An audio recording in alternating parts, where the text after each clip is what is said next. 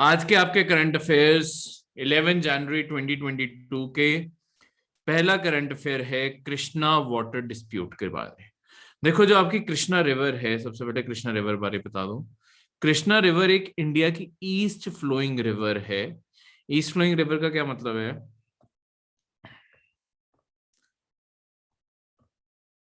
देखो, अगर तुम इंडिया की रिवर्स देखोगे, चाहे नॉर्थ में देखो चाहे साउथ में देखो,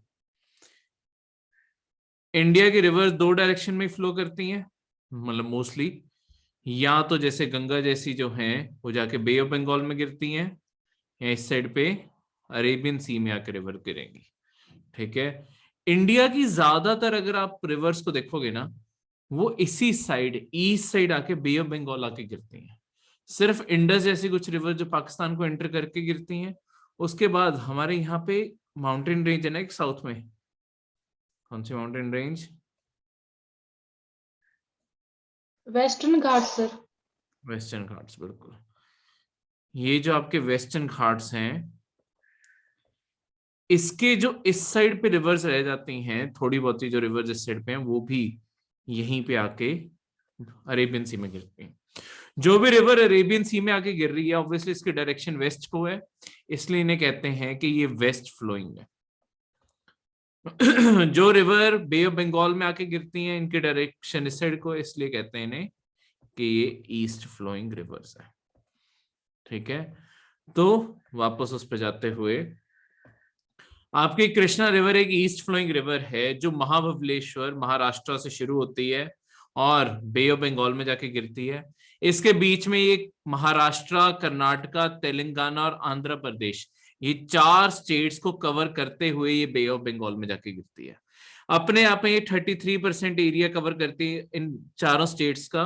तो बहुत ही बड़ा कवरेज है, और इन सारे एरिया में एक one of the major rivers यही पड़ती है। खासकर आंध्र प्रदेश और तेलंगाना के लिए तो सबसे मेजर रिवर यही है। ठीक है।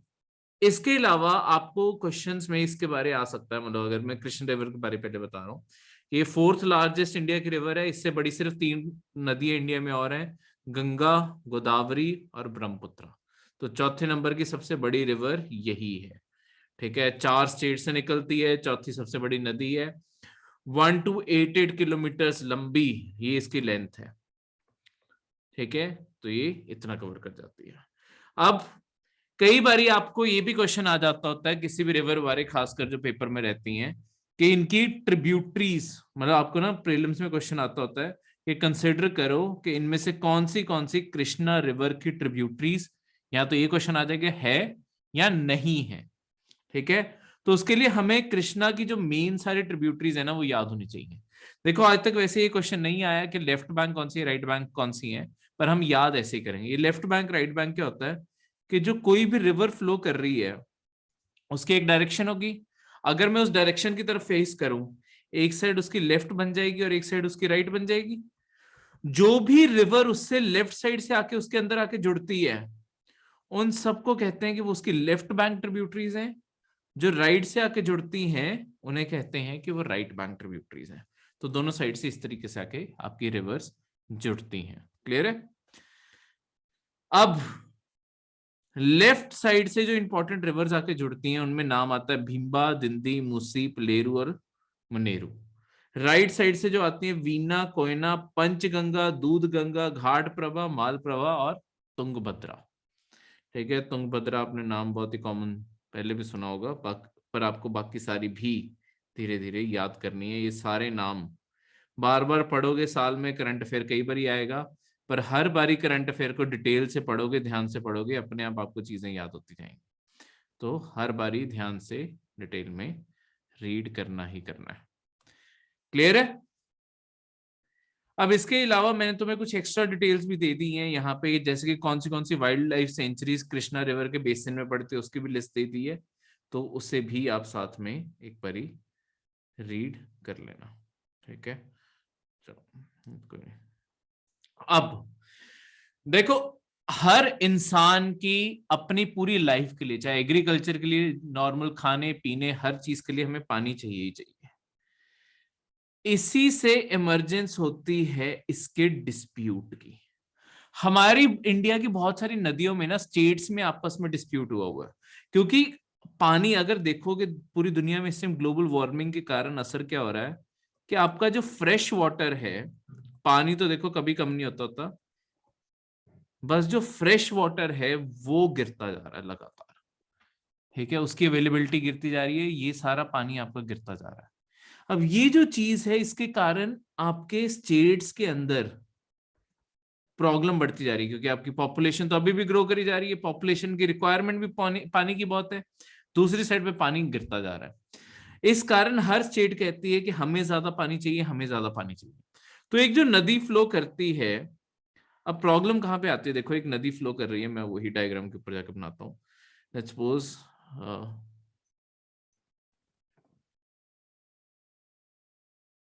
ठीक है,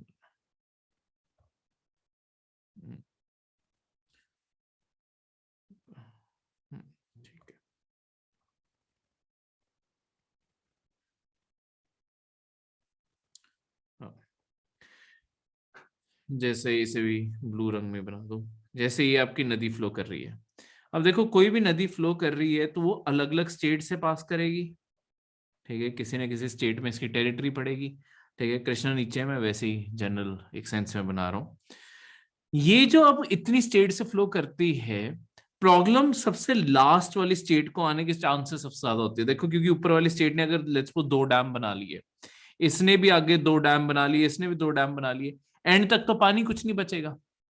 तो ये पूरे डिस्प्यूट में इस चीज का ख्याल रखना होता है कि जो बेसिन की लोअर रिवर है, एक हायर ऊपर है जो जहां से शुरू हो रही है और जो एंड में है, एंड तक आपका पानी जरूर पहुंचे और वहां के लोगों को मिले। और खासकर ऐसी स्टेट जहां पे इसी रिवर के ऊपर सबसे ज्यादा डिपेंडेंस हो। तो आपके कृष्णा में भी यही है, महाराष्ट्र से शुरू होती है, तो महाराष्ट्र भी उसमें से पानी चाहता है, कर्नाटका में जाती है, कर्नाटका भी उसमें से पानी चाहता है, फिर आपका तेलंगाना और लास्ट में आपका आंध्र प्रदेश आता है। तो तेलंगाना और आंध्र प्रदेश के अंदर भी, क्योंकि आंध्र प्रदेश से ही टूट के तेलंगाना बना है, तो उनके अंदर भी डिस्प्यूट चल रहा है कौन कितना पानी बांटेगा। ये सारे डिस्प्यूट के कारण, मतलब आज का आपका करंट अफेयर भी क्या था कि सुप्रीम कोर्ट की जो कमिटी बनी हुई है कृष्णा वाटर डिस्प्यूट को सुनने के लिए, उसके अंदर से आपके जो जस्टिस हैं, 2 आपके जजेस हैं, उन्होंने अपना नाम बैकआउट कर लिया है कि हम इस डिस्प्यूट का पार्ट नहीं बन सकते। उसका ऑब्वियस रीजन है क्योंकि आपके एक जस्टिस महाराष्ट्र को बिलोंग करते हैं और दूसरे जस्टिस आपके वो आपके आंध्र प्रदेश को बिलोंग करते हैं, आंध्र नहीं कर्नाटका को बिलोंग करते हैं। तो ऑब्वियसली जब तुम किसी स्टेट को बिलोंग करते हो तो कहीं ना कहीं टेंडेंसी होती है कि तुम उन स्टेट की तरफ ज्यादा लीनियंट रहो। तो इस कारण उन्होंने अपने आप को विड्रॉ कर लिया कि हम इस स्टेट का पार्ट इसलिए नहीं बनेंगे। ठीक है, मतलब इस डिस्प्यूट का पार्ट नहीं बनेंगे। पर ये डिस्प्यूट अभी का भी होती थी ना, जब आपकी राजाओं की स्टेट्स भी होती थी ना, जब आपका हैदराबाद और मैसूर की स्टेट्स भी थी, ये डिस्प्यूट तब से एग्जिस्ट कर रहा है। ठीक है, उसके बाद इंडिपेंडेंट इंडिया में भी हमने 1973 में इस डिस्प्यूट को, मतलब 69 में सबसे पहले डिस्प्यूट को सॉल्व करने की कोशिश की, 1973 तक रिपोर्ट बना पाए, उसके मुताबिक हमने पानी बांटा था महाराष्ट्र, कर्नाटका और आंध्र प्रदेश में, तब अभी तेलंगाना नहीं होता था। उसके बाद भी पर ये सॉल्व नहीं हो पाया, 2004 में फिर से एक कमिटी बनाई गई, 2010 में फिर रिपोर्ट आई है। प्रॉब्लम क्या आ रही है, अगर तुम ये पानी का लेवल देखो ना, इन्हें कितना लॉट किया गया है लॉन्ग टर्म में, ये देखो ये पानी कंपेयर करके देखो, जैसे महाराष्ट्र को 560 मीट्रिक टन मिला था। ठीक है, वो कम होके सिर्फ 81 रह गया। कर्नाटक को 700 मिला था, 177 हो गया। 800 आंध्र प्रदेश को मिला था, ये 190 रह गया। प्रॉब्लम यही है क्योंकि रिवर्स में पानी भी तो गिरता जा रहा है, अब इतना पानी नहीं है, पर हर स्टेट की रिक्वायरमेंट पहले से भी बढ़ गई है। जितनी इन स्टेट्स की रिक्वायरमेंट 1969 में थी, अब तो उससे भी ज्यादा है, और पानी अवेलेबल नहीं है। तो ये चीज इसी कारण बार बार डिस्प्यूट पे जाते रहते हैं। हाँ जी आशीष जी। सर ये टीएमसी क्या है सर? ये आपका metric cubic ton, cubic ton के अकॉर्डिंग तुम्हें पानी मिलता है ना। ओके। ठीक है, ये मेजरमेंट का यूनिट है। जब आपने बड़े स्केल पे मेजर करना हो। तो ये डिस्प्यूट अब तक फंसा हुआ है और अब डिस्प्यूट और ज्यादा कॉम्प्लिकेट हो गया है क्योंकि आंध्र प्रदेश 2014 में टूट के आंध्र प्रदेश और तेलंगाना बन गया। अब आंध्र प्रदेश क्या चाहता है कि अब डिस्प्यूट जो है अब वो 3 स्टेट्स में नहीं, अब 4 में सुना जाए, तो पानी भी 4 में बांटा जाए। पर महाराष्ट्र और कर्नाटका कह रहे हैं कि देखो आंध्र प्रदेश को जब पानी मिला था तेलंगाना उसी का हिस्सा था, तो तेलंगाना को अब जो पानी देना है वो आंध्र प्रदेश के हिस्से से दो, हमारे हिस्से से ना दो, क्योंकि वो तो ऑलरेडी उस हिस्से को तो पानी अलॉटेड ही था। तो आंध्र प्रदेश कह रहा है कि नहीं नहीं, सबके हिस्से से तेलंगाना को पानी दो। तो दोनों इस चीज में इस टाइम फंसे पड़े हैं। ऋषभ जी, ये आपका मतलब आपको मेंस के तौर पे ये क्वेश्चन आ सकता है कि कृष्णा वाटर डिस्प्यूट को एक्सप्लेन करो कि किस चीज के बारे में डिस्प्यूट है या क्या। ये मेंस में आ सकता है, प्रीलिम्स में डिस्प्यूट नहीं आएगा, और मैं सिर्फ आपको मेन कंटेक्स्ट समझाने के लिए डिस्प्यूट बता रहा हूँ। इंडिया में डिस्प्यूट जो भी सुलझाए जाते हैं ना, इंडिया के अंदर पानी के जो वो डिस्प्यूट हैं वो कैसे सुलझाए जाते हैं उसके बारे में आपको बताता हूँ। आपके कॉन्स्टिट्यूशन में आर्टिकल है, आर्टिकल 262। ये कहता है कि जो आपकी पार्लियामेंट है वो डिस्प्यूट सॉल्व करने के लिए एक इंटरस्टेट कोई भी ट्रिब्यूनल या बॉडी कुछ भी ऐसी बनाएगी, और सुप्रीम कोर्ट इसमें डायरेक्टली दखल नहीं दे सकता। ठीक है, ये पार्लियामेंट बाय लॉ बना सकते हैं कि सुप्रीम कोर्ट या और कोई भी कोर्ट इन चीजों में दखल नहीं देगा, और पार्लियामेंट एक अलग बॉडी बनाएगी। हाँ जी, गैजेट निधि वही होता है, उसी के अंदर ही पब्लिश करवाना होता है, जो भी ऑर्डर आते होते हैं सारे ऑर्डर भी उसके अंदर पब्लिश होते हैं। इसी के चलते हुए आर्टिकल 262 के चलते हुए ही पार्लियामेंट ने एक कानून बनाया, एक एक्ट बनाया जिसे कहते हैं inter state river water dispute act. जितने भी इंडिया के अंदर वाटर डिस्प्यूट सुने जाते हैं उन्हें सॉल्व करने की कोशिश की जाती है, सॉल्व तो रेयरली कोई होता है, वो इसी एक्ट के अंदर होता है। देखो इंडिया के अंदर वाटर डिस्प्यूट सॉल्व क्यों नहीं होते, उसका एक बहुत बड़ा प्रॉब्लम ये है कि इसी एक्ट के अंदर प्रॉब्लम है। एक्ट के अंदर प्रॉब्लम ये है कि कोई ना फिक्स डेडलाइंस नहीं है कि कितने टाइम में क्या करना है। तो प्रॉब्लम क्या आती है कि लेट्स सपोज एक डिस्प्यूट जो 1969 में, जैसे ये डिस्प्यूट हुआ 1969 में शुरू हुआ, इस टाइम आपकी वाटर अवेलेबिलिटी कोई अलग है, आपकी पूरी स्टडी की गई कितना पानी अवेलेबल है, कैसे बांटे, सब कुछ किया गया। इसकी रिपोर्ट ही 1970-73 तक रिपोर्ट तैयार हुई। रिपोर्ट तैयार होने के बाद फिर प्रेसिडेंट के पास भेजी जाती है। प्रेसिडेंट को क्या करना होता है, इसे ना गैजेट में पब्लिश करवाना होता है। कई बार ये स्टेप्स होते होते ही पता नहीं कितने साल निकल जाते हैं। लेट्स सपोज 1980 आ गया, पब्लिश ही नहीं करवाया, ठीक है। उसके बाद जाके फिर आपका ऑर्डर कहीं लागू होने लगता है, और लागू होने के लिए नोटिफिकेशन जारी होती है। फिर आपके सेंटर की गवर्नमेंट को नोटिफिकेशन जारी करनी है। पेपर वर्क ही इतना ज्यादा बढ़ाया हुआ है, नोटिफिकेशन फिर जारी करने, मतलब काम कुछ नहीं है, सिर्फ एक पेपर करना है। पर वो डिले इतना कर देते हैं कि लेट्स सपोज यहाँ पे भी 1985 आ गया। अब 1985 में जाके नोटिफिकेशन आ गई कि हाँ अब जारी कर दिया जाएगा, मतलब ये वाला जो रिपोर्ट थी ये पब्लिश कर दी जाएगी। पर जैसे ही पब्लिश होती है, मतलब सॉरी जैसे ही ऑर्डर आपका लागू होता है 1985 में, डिस्प्यूट साथ के साथ आ गया, क्योंकि अब जितना पानी बांटना था उतना तो पानी नहीं बचा। तो हर स्टेट कहती है कि मुझे, लेट्स सपोज ये जो रिवर फ्लो करती आ रही थी इसके ऊपर एक स्टेट थी, फिर नीचे थी, 3 स्टेट्स थी, ये साथ के साथ स्टेट्स क्वेश्चन खड़ा करने लग जाती हैं कि हमें जितना हिस्से का पानी दिया है वो ऊपर से आ नहीं रहा। ऊपर वाली स्टेट कहती है मेरे पास इतना पानी है ही नहीं, जितना मुझे मिला था मैं तो उतना यूज कर रही हूँ। तो अपने आप में फिर डिस्प्यूट शुरू हो जाता है, फिर लड़ाई शुरू हो जाती है, फिर ये सारा प्रोसेस चलता रहता है। तो इसका कोई एक एंडलेस लूप में हम फंस के रहते हैं, इसका कोई भी सोल्यूशन ही नहीं दिखता। इसी के चलते हुए अभी एक पिछले 2 साल से पता नहीं पार्लियामेंट में उठा के नहीं रहे, एक ना अमेंडमेंट बिल पड़ा हुआ है जो इस एक्ट को मॉडिफाई करेगा, और ये सारी चीजों का एक टाइमलाइन फिक्स कर देगा कि जल्द से जल्द ये सारा प्रोसेस हो जाए। पर वो अभी तक पास नहीं हुआ, और इसलिए, और क्योंकि एज अ करंट अफेयर भी वो पुराना हो चुका है, तो इसलिए वो इसमें नहीं डाला गया। क्लियर है?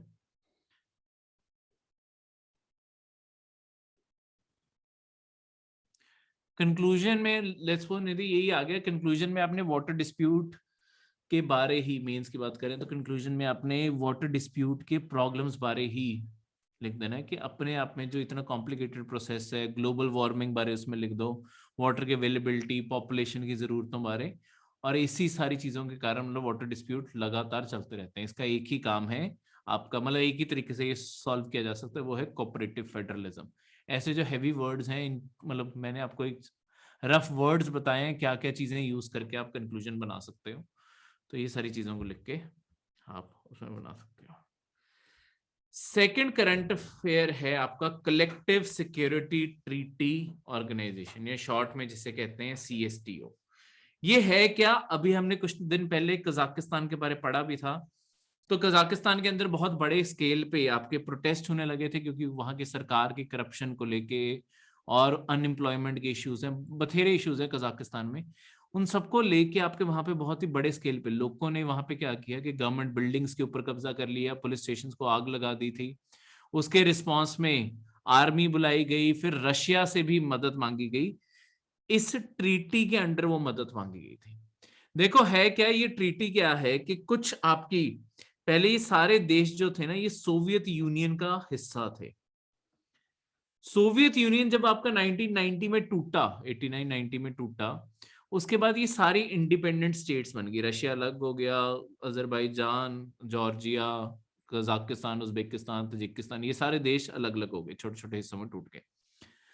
इनके टूटने के बाद इन सबको ये था कि अमेरिका का, मतलब खासकर रशिया को, कि अमेरिका का इन्फ्लुएंस ना इनके ऊपर पड़ जाए। इस कारण इन्होंने कॉमन मिलिट्री अलायंस बना ली यूरेशियन देशों की, ठीक है। तो इसके अंदर आपके स्टार्टिंग के 6 देश आए थे, बाद में 3 और ज्वाइन करके थे, एक टाइम पे 9 देश भी हो गए थे, पर प्रेजेंटली भी अब इसके अंदर 6 देश ही हैं, बाकी 3 वो छोड़ गए थे। इसमें क्या था आपके